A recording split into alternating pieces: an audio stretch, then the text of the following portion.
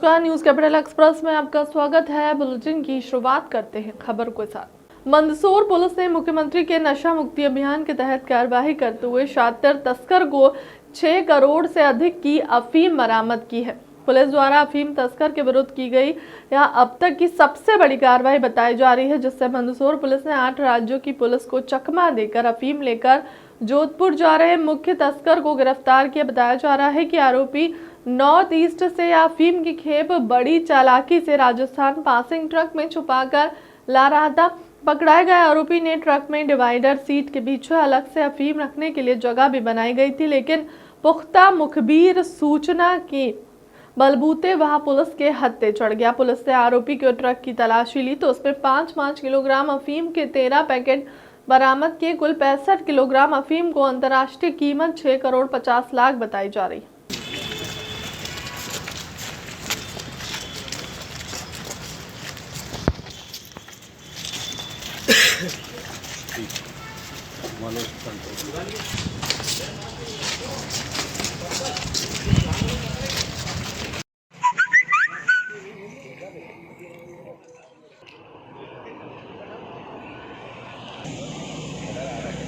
खुद बना के जा क्या मतलब?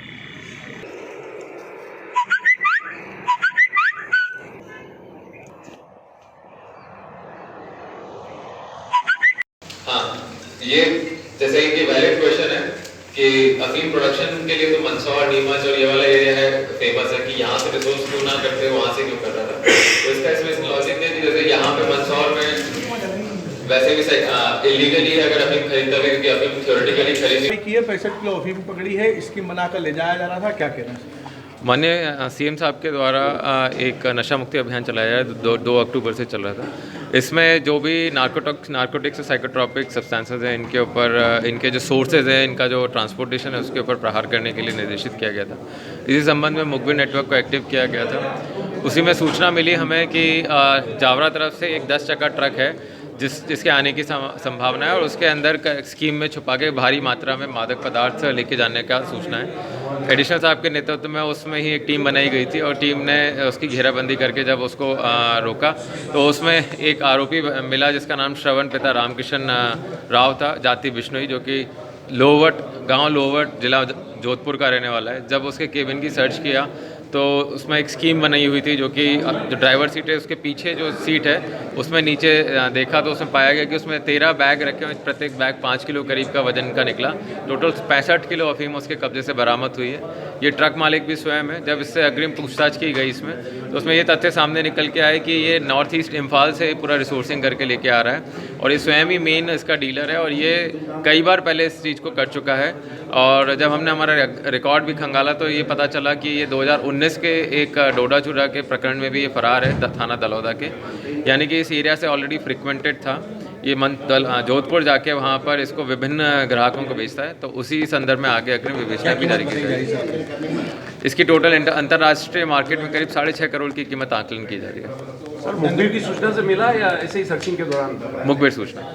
कितने राज्यों की पुलिस को चकमा देके निकले थे? देखिए, इसने पूरा स्कीम में बना रखा था और प्लस ये वहाँ से बांस भर के इसमें निकला था ताकि किसी को कोई शक ना हो कि किस टाइप का मूवमेंट है। प्रॉपर कागज भी इसके थे। करीब 8 राज्यों से घूमता हुआ अनडिटेक्टेड यहाँ आ रहा था। हमारे पास मुखबिर की सूचना थी तो उस पर हम लोगों ने कार्रवाई की। Thank you. राहुल गांधी की जीएसटी और नोटबंदी की तुलना चीन की सेना से करने पर बोले बीजेपी के प्रदेश अध्यक्ष बीडी शर्मा। राहुल गांधी की यात्रा जो भारत जोड़ो नहीं है, अब तो साफ तौर पर स्पष्ट हो गया है कि एकदम भारत तोड़ो यात्रा ही है। उसको कहा जा सकता है कि लगातार राहुल गांधी की यात्रा में राहुल गांधी कांग्रेस और उनके लोग जो कर रहे हैं, उस यात्रा में पाकिस्तान जिंदाबाद के नारे लगाते हैं। कल तो उन्होंने इंदौर की सभा में जो कहा कि चीन की सेना से ज्यादा खतरा जीएसटी और नोटबंदी कानून को है। दुर्भाग्य की बात है कि आप एक दिन पहले बाबा साहब अम्बेडकर के जन्मभूमि पर जाकर और वहां से लौट करके आप आते हैं और भारत के कानून, जो संसद में कानून बनता है, उस कानून का माखौल उड़ाते हैं। मैं पूछना चाहता हूं कि राहुल गांधी की आपका चीन से इतना प्रेम क्यों है? क्योंकि लगातार राहुल गांधी की यात्रा में राहुल गांधी, कांग्रेस और उनके लोग जो कर रहे हैं, उस यात्रा में पाकिस्तान जिंदाबाद के नारे लगते हैं।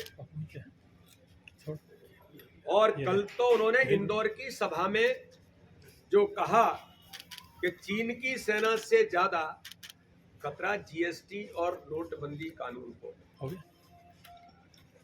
दुर्भाग्य है कि आप एक दिन पहले बाबा साहब अंबेडकर के जन्मभूमि पर जाकर और वहां से लौट करके आप आते हैं और भारत के कानून जो संसद में कानून बनता है उस कानून का मखौल उड़ाते हैं। मैं तो पूछना चाहता हूं कि राहुल गांधी जी, आपका चीन से इतना प्रेम क्यों है? और ये मुझे कहने में कोई संकोच नहीं है कि ये कोई आश्चर्यजनक बात नहीं है, क्योंकि राहुल गांधी जी और कांग्रेस का चीन से अपना बड़ा पुराना नाता है और उनकी बड़ी पुरानी दोस्ती रही है कि मध्य प्रदेश के पूर्व मुख्यमंत्री कमलनाथ जी जब वाणिज्य कर मंत्री थे तब उन्होंने राजीव गांधी फाउंडेशन को लाभ दिलाने के लिए चीन को मदद जो की थी, जो हम सब लोगों ने और पूरे देश ने इस बात को देखा है। संसद के अंदर उनकी आदत रही है कानून का मखौल उड़ाना। उन्हीं की सरकार में उन्हीं के प्रधानमंत्री मनमोहन सिंह जी के समय में बिल को संसद के अंदर फाड़ करके फेंक देना, अब वो सामान्य है असामान्य है? तो इस प्रकार की घटना भी इस देश के अंदर एक जिम्मेदार सांसद, मैं तो जिम्मेदार इसलिए कह रहा हूं कि वो सांसद है, सदन का, इस भारत के कानून बनाने वाले सदन का वो हिस्सा है, उनका इस प्रकार का बयान आना।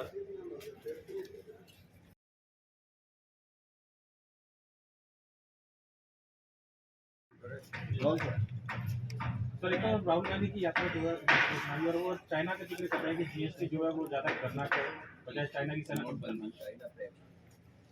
राहुल गांधी की यात्रा जो भारत जोड़ो नहीं, बहुत साफ तौर पर अब तो स्पष्ट हो गया है कि एकदम भारत जोड़ो यात्रा ही उसको कहा जा सकता है, क्योंकि लगातार राहुल गांधी की यात्रा में राहुल गांधी, कांग्रेस और उनके लोग जो कर रहे हैं, उस यात्रा में पाकिस्तान जिंदाबाद के नारे लगते हैं। और कल तो उन्होंने इंदौर की सभा में जो कहा कि चीन की सेना से ज्यादा खतरा जीएसटी और नोटबंदी कानून को। दुर्भाग्य है कि आप एक दिन पहले बाबा साहब अंबेडकर के जन्मभूमि पर जाकर और वहां से लौट करके आप आते हैं और भारत के कानून जो संसद में कानून बनता है उस कानून का मखौल उड़ाते हैं। मैं तो पूछना चाहता हूं कि राहुल गांधी जी,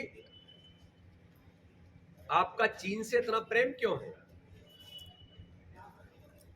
और ये मुझे कहने में कोई संकोच नहीं है कि ये कोई आश्चर्यजनक बात नहीं है, क्योंकि राहुल गांधी जी और कांग्रेस का चीन से अपना बड़ा पुराना नाता है और उनकी बड़ी पुरानी दोस्ती रही है कि मध्य प्रदेश के पूर्व मुख्यमंत्री कमलनाथ जी जब वाणिज्य कर मंत्री थे तब उन्होंने राजीव गांधी फाउंडेशन को लाभ दिलाने के लिए चीन को मदद जो की थी, जो हम सब लोगों ने और पूरे देश ने इस बात को देखा है। संसद के अंदर उनकी आदत रही है कानून का मखौल उड़ाना। उन्हीं की सरकार में उन्हीं के प्रधानमंत्री मनमोहन सिंह जी के समय में बिल को संसद के अंदर फाड़ करके फेंक देना, अब वो सामान्य है असामान्य है? किसान के पारिवारिक सदस्य शक्करबाई, पत्नी रघुनाथ, उम्र 75 साल, बेटी चंदाबाई और शीलाबाई ग्राम बरखेड़ा नाथू ने बताया कि बिल्डर ने धोखाधड़ी से जमीन का अनुबंध कर लिया है। यह जमीन लाई सिंह के नाम है। शैलेंद्र के साथ अनुबंध 10 साल पहले किया था। एडवांस के तौर पर 10 लाख रुपए लिए थे। यह बयाना वापस कर दिया गया है। निरस्तीकरण का अनुबंध भी किया गया था, जिसका 4 लाख रुपए भी ब्याज दिया गया था। बावजूद इसके बिल्डर जमीन हड़पने के लिए आए दिन धमाका करते हैं। इधर बिल्डर ने अपने अन्य साथी मनोहर विश्वकर्मा, विजेंद्र सिंह, राम मोहन विश्वकर्मा, प्रकाश विश्वकर्मा के साथ मिलकर गांव की सरकारी जमीन पर पेड़ काटकर कब्जा कर लिया है। गांव के लोगों ने जब विरोध किया तो यहाँ लोग जेसीबी लेकर भाग गए। ये देखो सामने सभी लोग।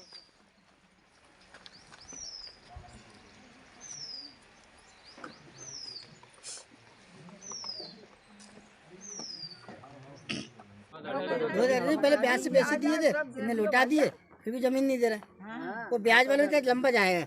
ये का 3 एकड़ नाम करा दो, बस छुट्टी करा। वो ब्याज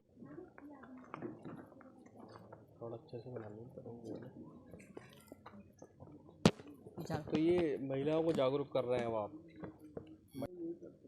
ये वाले ही चल रहे हैं। बस यही चल रहे थे सर। वो नहीं करें, वो मत करो, वो तब जाएगा जबरदस्ती।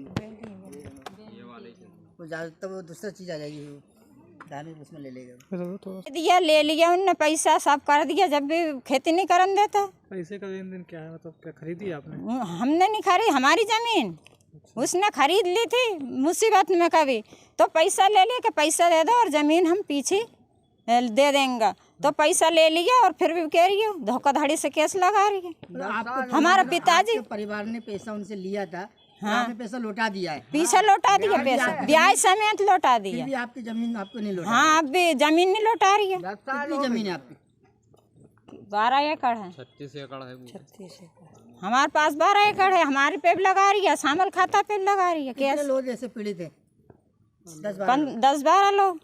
उनके साथ ये मामला हुआ पैसे देने के बावजूद? हाँ, पैसा दे दिए। हमारे पापा भी चले गए हमें छोड़ के। हमारे भाई की हालत ऐसी हो रही। कुल मिला के ब्याज वाला मामला है, ब्याज छोड़। हाँ, ब्याज भी दे दिए, सब दे दिए उसे। वो जमीन, हाँ वो जमीन दे दो, इसके लिए जमीन दे दो। ठीक, वो ब्याज वाला मामला। गौतम सिंह राजपूत नाम है मेरा।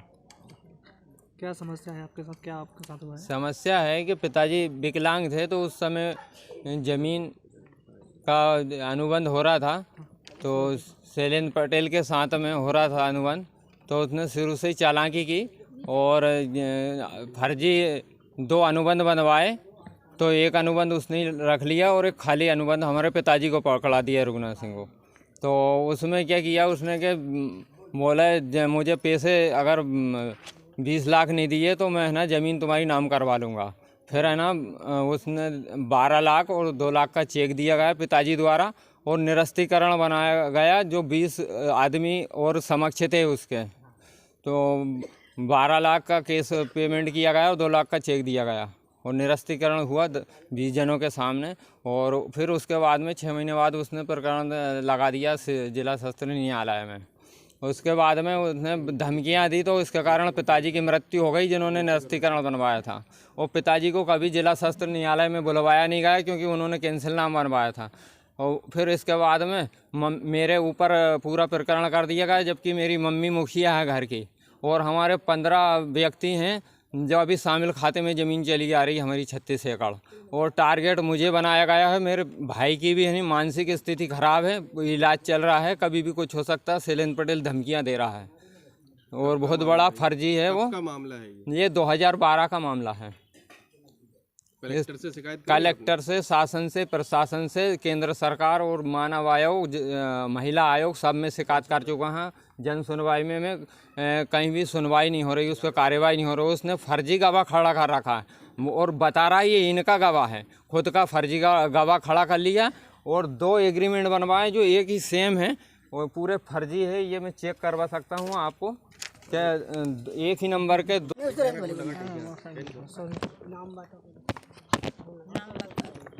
बताओ को बताओ। 1 मिनट है। भावना, मेरा नाम भावना मेवाड़ा है और यहाँ पर 12 साल हो गए परेशान करते करते। और है ना, जब तक शासन प्रशासन से हमें कोई मदद नहीं मिल पाई है। अगर हमें अभी तक मदद नहीं मिली तो यहाँ पर 15 लोग हैं, यहाँ आत्महत्या कर लेंगे सभी लोग। अगर शासन प्रशासन से हमें मदद नहीं मिलती है तो भूमाफिया हमें बहुत परेशान कर रहा है और अभी तक करता आ रहा है शैलेंद्र पटेल। क्या आपका इंसाफ? ना ही हम पढ़ाई कर पा रहे हैं, ना ही हमें अभी तक कोई इंसाफ मिला है। यहाँ मैं संस्कार सरस्वती केंद्र से क्या आपको इंसाफ नहीं मिला तो आप पूरा आत्मदाह करने का जो प्लान है सब पूरा आत्मदाह करेंगे? हाँ, हम 15 लोग आत्महत्या कर लेंगे अगर हमें शासन प्रशासन से कोई मदद नहीं मिली तो। प्रदेश के मुख्यमंत्री शिवराज सिंह चौहान जी मामा के रूप में पहचाने जाते हैं, मामा से क्या गुहार लाएंगे? मामा जी से हम मदद की गुहार लगाएंगे, अगर हमें मदद नहीं मिली तो हम आत्महत्या कर लेंगे 15 लोग। और 2 एग्रीमेंट बनवाए जो एक ही सेम है और पूरे फर्जी है, ये मैं चेक करवा सकता हूँ आपको। क्या एक ही नंबर के 2 एग्रीमेंट हैं और एक ही, और हमें खाली पकड़ा दिया। हमारे पिताजी क्योंकि विकलांग थे वो, और उस समय बोल भी नहीं पाते थे, और उसने धोखाधड़ी करके पैसे भी लूट लिए और अब ज़मीन हड़पना चाह रहा है। और महिलाओं को तो 10 साल हो गए, ना भुआ का भी हिस्सा है हमारी का, उनको भी नहीं बुलवाया गया, ना मम्मी को बुलवाया गया, मुखिया हैं जो कि हमारी शक्करबाई मम्मी, ना भाई की मानसिक स्थिति ख़राब है। और मुझे भी हॉस्पिटल में मतलब मिली भगत से भर्ती करवाया गया। मेरे पास पेपर हैं पूरे, मैं बैरागढ़ में भर्ती नहीं होता और भोपाल में होता तो वो मरवा देता मुझे। उसकी पूरी साजिश थी कि ये मर जाए तो हम इसकी ज़मीन हड़प लें। और आप क्या चाहते हो आप? हम चाहते हैं कि इसके ऊपर अभी भूमाफिया के ऊपर शैलेंद्र पटेल के ऊपर कार्रवाई हो और इसे सख्त से सख्त सज़ा मिले इसको, और उसके साथ में 8-10 लोग हैं उनको भी। और इनकी बहुत बड़ी गैंग है यहाँ पे, जो कि कई लोग परेशान हैं, कई किसान परेशान हैं इससे, और भी दिखी हैं कई लोगों को फंसा रखा है इसने किसान को। जब आपने शिकायत की थी तब आपको क्या आश्वासन मिला? का आश्वासन यही मिला था कि हो जाएगा, और उसके बाद में कोई कार्रवाई नहीं हुई है इसके ऊपर। मध्य प्रदेश शासन और टाटा ट्रस्टेड ने प्राथमिक स्वास्थ्य सेवाओं को सुदृढ़ करने के लिए हेल्थ सिस्टम स्ट्रेंथनिंग कार्यक्रम का शुभारंभ किया गया। इसके अंतर्गत राज्य के 23 जिलों में 500 हेल्थ और वेलनेस सेंटर्स HWC और 23 urban primary health centres UPSC model स्वास्थ्य केंद्रों के रूप में विकसित किए जा रहे। प्रथम चरण में 208 HWC और 15 UPSC में सुदृढ़ीकरण का कार्य लक्ष्य की ओर अग्रसर है। राज्य सरकार नेशनल हेल्थ मिशन NHM के अंतर्गत collective for integrates livelihood initiative CINI की तकनीक सहयोग से इस कार्यक्रम का क्रियान्वयन कर रही है। इस कार्यक्रम के अंतर्गत उप स्वास्थ्य केंद्रों और शहरी स्वास्थ्य केंद्रों में आयुष्मान भारत द्वारा निर्धारित 12 आवश्यक प्राथमिक स्वास्थ्य सेवाओं की प्रदायगी, क्वालिटी सर्टिफिकेशन, IT संस्थाओं के समुचित उपयोग को प्रोत्साहित किया जा रहा है।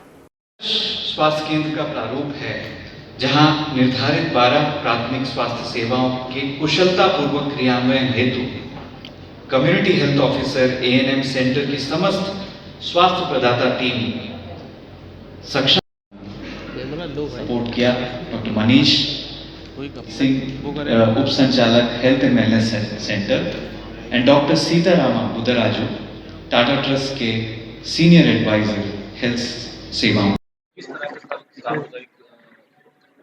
देश के प्रधानमंत्री आदरणीय नरेंद्र मोदी जी के नेतृत्व में पूरे भारतवर्ष में आप देख रहे हैं कि स्वास्थ्य सुविधाओं को बढ़ाया जा रहा है। आयुष्मान भारत के अंतर्गत भी आप देख रहे हो कि आयुष्मान कार्ड भी हम लोग 5 लाख तक के इलाज के लिए सभी जगह पर बना रहा है। हेल्थ एंड वेलनेस सेंटर सभी उप स्वास्थ्य केंद्रों को हम लोग कर रहे हैं। मध्य प्रदेश में लगभग 10,000 उप स्वास्थ्य केंद्र हैं, उनको हमने हेल्थ एंड वेलनेस सेंटर उनको बनाया है। वहाँ दवाइयों की सुविधा भी बढ़ाई है, CHO हम लोगों ने वहाँ पर पोस्ट किए हैं और वहाँ पर जांचों की सुविधा भी बढ़ाई है। और उप स्वास्थ्य केंद्र अभी मैं आज झाबुआ जिले के उप स्वास्थ्य केंद्र, प्राथमिक स्वास्थ्य केंद्र, सामुदायिक स्वास्थ्य केंद्र, जिला अस्पताल से अभी बात करके ही मैं आ रहा हूँ। वहाँ मैंने CHO से वहाँ बात की, उन्होंने बताया कि लगभग 20 पेशेंट डेली उप स्वास्थ्य केंद्र में आ रहे हैं और वहाँ पर आयरन सुक्रोज के इंजेक्शन वहाँ पर लग रहे हैं, दवाइयाँ उपलब्ध हैं, जाँचें वहाँ पर हैं और अगर और जाँचों की आवश्यकता होती है तो वहाँ से सैंपल लेके जो हमारा जहाँ सामुदायिक स्वास्थ्य केंद्र है जो हब एंड स्पोक के अंतर्गत वहाँ से भी हम लोग जांच कराते हैं।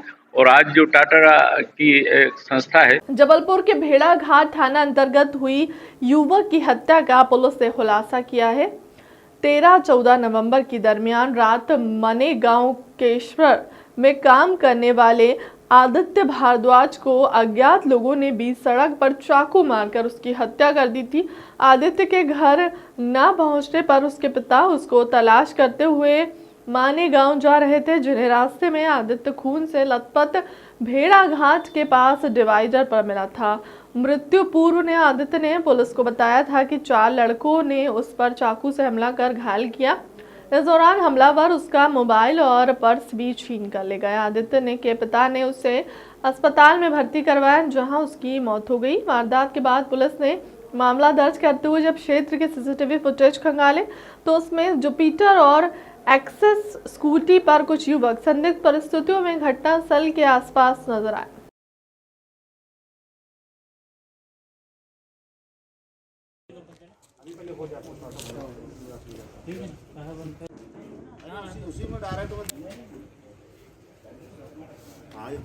एक जन और अंदर चले जाओ।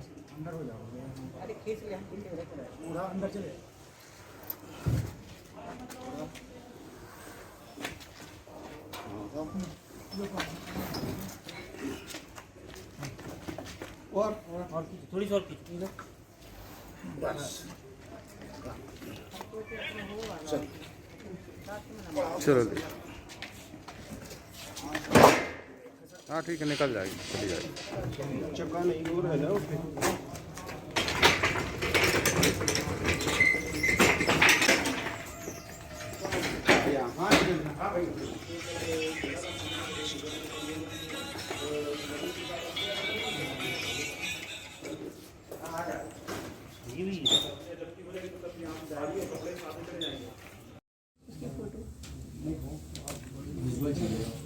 ठीक है, नहीं शायद न्यूज़ में ही देखी थी मैं जाने से फोटो। कौन है वो? जी मैडम, मिथिला में जो हत्या हुई थी उसमें जो इसमें ये है ना,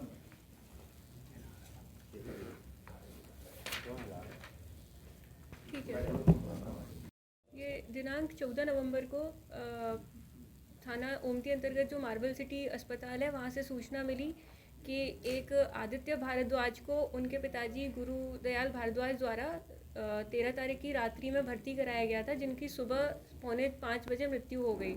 तो इसमें जब जांच की गई तो पता चला कि आदित्य को जो है चाकुओं से जख्मी हालत में उनके पिताजी को वो ऑप्शंस होटल के पास मिले थे, जिसके बाद उन्हें हॉस्पिटल में भर्ती कराया गया था और उनकी मृत्यु हो गई थी।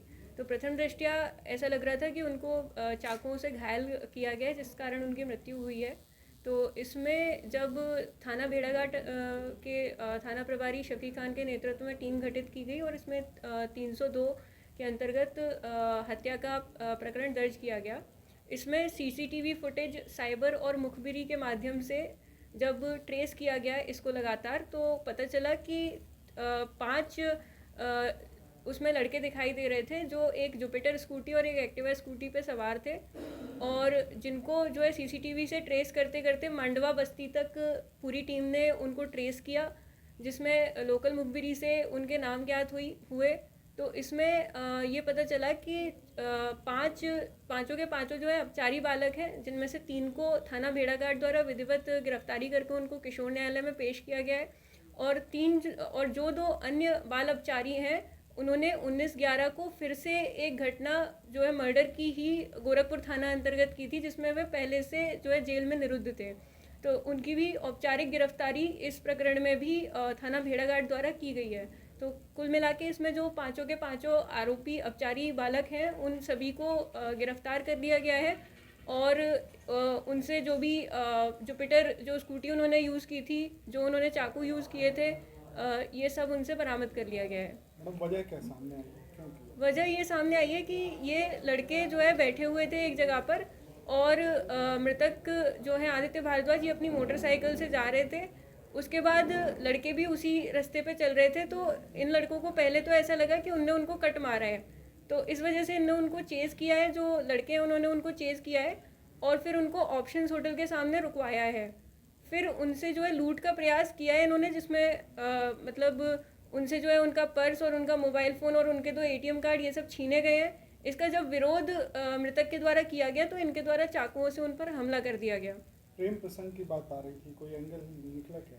इसमें शुरुआत में ऐसा एक एंगल आ रहा था, बट ये जो है एक रैंडम लूट की घटना अंततः साबित हुई है, जिसमें कोई भी पुरानी दुश्मनी का कोई भी मध्य प्रदेश मीना समाज सेवा संगठन के दोनों गुटों का आज धमाकेदार विलय हुआ। संगठन के राष्ट्रीय अध्यक्ष राज्यसभा सांसद डॉक्टर किरोड़ी लाल मीणा के निर्देश और अनुशंसा पर रविवार को 11 मील होशंगाबाद रोड स्थित मीणा समाज छात्रावास में आयोजित बैठक में यह निर्णय लिया गया। संगठन के राष्ट्रीय उपाध्यक्ष पूर्व विधायक गणपत पटेल की अध्यक्षता में आयोजित हुई इस बैठक में और पूर्व मंत्री सूर्य प्रकाश मीणा को मीणा समाज के आगामी फरवरी-मार्च 2023 में होने वाले महासम्मेलन के लिए राष्ट्रीय संयोजक नियुक्त किया गया है। वहीं वर्ष 2018 की स्थिति को बरकरार रखते हुए लालाराम मीणा को प्रदेश अध्यक्ष, एडवोकेट संतोष मीणा को प्रदेश संगठन महामंत्री और लीलेंद्र सिंह मारण को संगठन का प्रदेश कोषाध्यक्ष बनाया गया।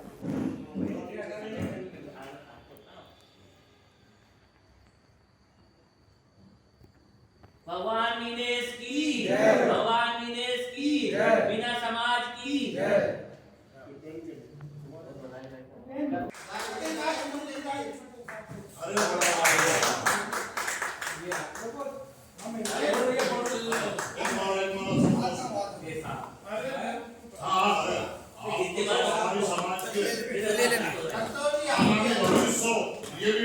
सर रेडी सर आप सर क्या निर्णय हुआ आज मीणा समाज सेवा में बैठे थे?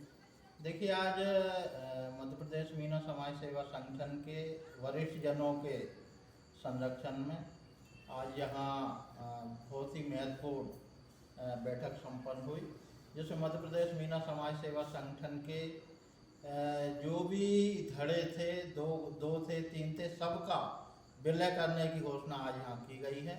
और इस माध्यम से हम सब लोग एकजुटता के साथ आगामी समय में मध्य प्रदेश मीणा समाज सेवा के माध्यम से संगठन को मजबूत करके समाज की सेवा करने का काम आगे बढ़ाएंगे। इस उद्देश्य से हम आगामी समय में बैठक रखकर आगामी समाज के कार्यक्रमों की रूपरेखा हम लोग बनाएंगे। ये यहाँ पर इस बैठक में तय हो। देखिए, हमारे 3-4 सालों से हमारे पूर्व प्रदेश अध्यक्ष लालाराम जी मीणा के द्वारा त्यागपत्र दे देने के कारण संगठन में विघटनकारी आए और इसके कारण संगठन 2 बने। अलग अलग संगठन अपना कार्य कर रहा था, इससे समाज दुखी थी और वर्तमान में जो हमारे समाज को उन्नति मिलना चाहिए थी वो नहीं मिल पाई। लालाराम जी से बात हुई, लालाराम जी को हमने पुनः 2018 के प्रांतीय सम्मेलन में अध्यक्ष बनाया था। उसी स्थिति में अभी हमने उनको अध्यक्ष बनाया गया है और पूरा संगठन जो दूसरा है वो भी और इनका के द्वारा भी सब एक विलय हो गया। इसमें हमारे पूर्व मंत्री हमारे सूर्य प्रकाश, ये हमारे लाला गाजीराम जी, सभी लोग हम संगठन को एक हो गया है। हमारे द्वारा कुछ गलतियों के कारण न्यायालयों में संगठन के प्रति एक दूसरे ने शिकायत की है, वो भी आज के बाद सारी शिकायतें वापस हो जाएगी। अब संगठन मध्य प्रदेश में अगर कोई है तो लालाराम जी की अध्यक्षता में मध्य प्रदेश मीणा सेवा संगठन एक है। अब कोई भी दूसरा संगठन अगर अपने आप में कहता है कि हम संगठन है तो उसको हम नहीं मानेंगे, सारा विलय हो चुका है। रीवा के सिटी कोतवाली थाना क्षेत्र अंतर्गत उमरी गांव निवासी दयाशंकर तिवारी को उनके सगे भाई संतोष तिवारी ने अपनी बीवी और 2 बच्चों के साथ मिलकर इतनी बेरहमी से लाठी डंडों और लात घूसों से पिटाई कर दी कि उनके पांव में गंभीर रूप से फ्रैक्चर निकला। उसमें रॉड के साथ साथ डॉक्टरों को 3 से 4 प्लेट भी लगानी पड़ी। जानकारी के मुताबिक पूरा विवाद एक ट्यूबवेल का है जो फरियादी दयाशंकर तिवारी की जमीन पर स्थित है, मगर उनके भाई संतोष तिवारी सरहंगाई पूर्वक उस बोर को अपने कब्जे में लेना चाहते थे। जबरन ट्यूबवेल में बारी लगाने के विषय में दोनों में मामूली विवाद हुआ और संतोष तिवारी अपने पूरे परिवार के साथ दयाशंकर तिवारी से मारपीट की घटना को अंजाम दिया। क्या नाम है आपका? दयाशंकर तिवारी। तिवारी जी, क्या घटना हुई आपके साथ? हम सर बोर में थे, बोर से गए उधर पटिया रूंद रहे थे तो मना करने के भाई इसमें पटिया मत रूदो हमारे ज़मीन में, तो हमको लाठी लेके दौड़े मारने के लिए। लाठी मैं पकड़ा तो इतने में उनके लड़के आके हमसे लपड़वाजे तो मैं मेड़ के नीचे गिर गया, चढ़ बैठे और फिर मारना चालू कर दिए। कितने लोग थे मारपीट करने? 4 लोग थे। नाम बता दीजिए चारों का। संतोष तिवारी, रौनक तिवारी, रोशन तिवारी और उनकी बीवी दूसरी जगह से गुहार मार रही थी। अच्छा, जिनने जो मुख्य आरोपी हैं इस केस के, जिनने मुख्य मारपीट की है, उनका क्या नाम? संतोष तिवारी। क्या करते हैं संतोष तिवारी? सर्विस है विकलांग में। विकलांग में किस चीज़ की सर्विस करते हैं, क्या करते हैं? कौन से पद? ऑफिस है वो, उसमें अपना चपरासी उपरासी हैं। अच्छा, सरकारी कर्मचारी जी। तो घटना की रिपोर्ट आपने थाने में दर्ज करवाई? जी गया था मैं, करवाया सिटी कोतवाली में। क्या कार्यवाही हुई अब तक थाने में? अभी कुछ नहीं हुआ सर। कोई कार्रवाई नहीं सर। या बिछिया हॉस्पिटल में एडमिट है ये? जी। वहाँ से डॉक्टर ने क्या बताया है आपको? डॉक्टर ने बताया कि रात 4 पड़ा है। अच्छा, आपका ऑपरेशन कर दिया हूँ और मैं पड़ा। प्रताप तिवारी। ये तिवारी जी के साथ मारपीट हुई है, तो क्या देखा आपने? उस साक्ष्य है, मुख्य साक्ष्य है? मैं आवाज़ सुना, आवाज़ सुन के मैं इधर इनकी आवाज़ पहचान गया, तो मैं वहाँ से चल दिया।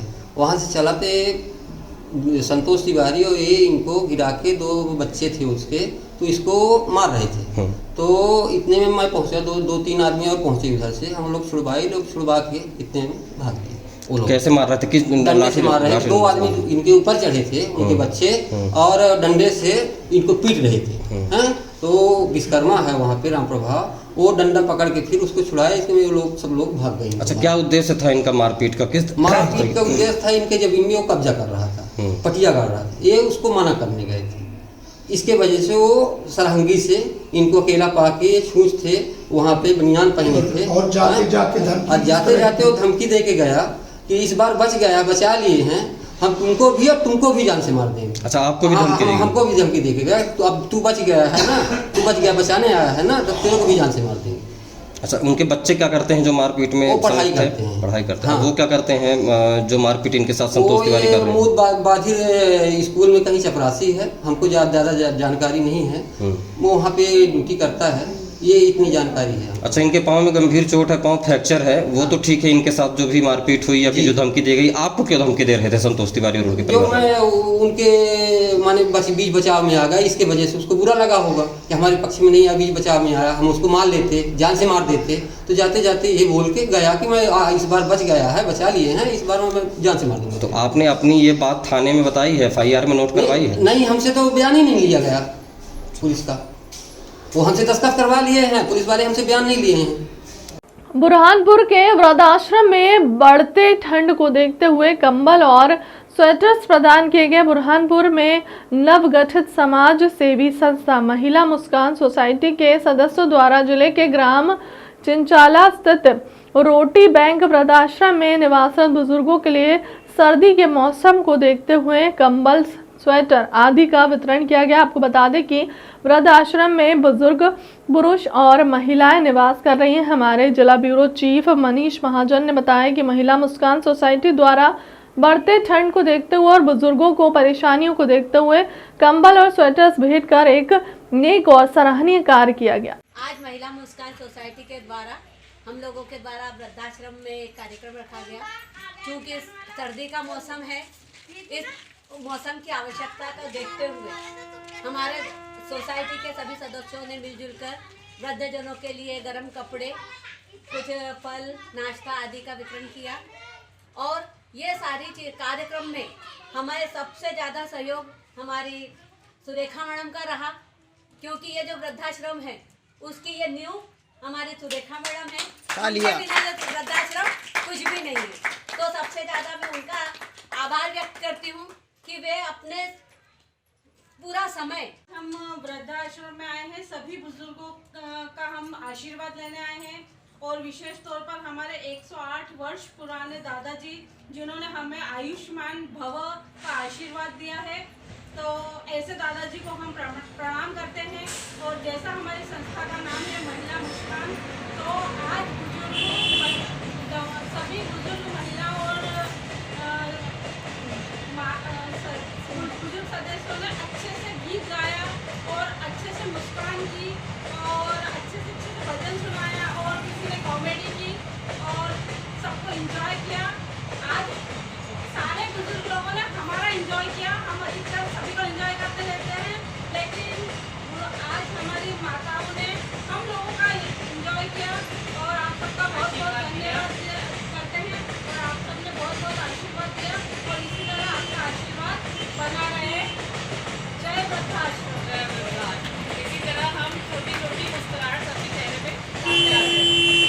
तक की खबरों में इतना ही। देश दुनिया की तमाम बड़ी खबरों के लिए बने रहे हमारे चैनल के साथ। नमस्कार।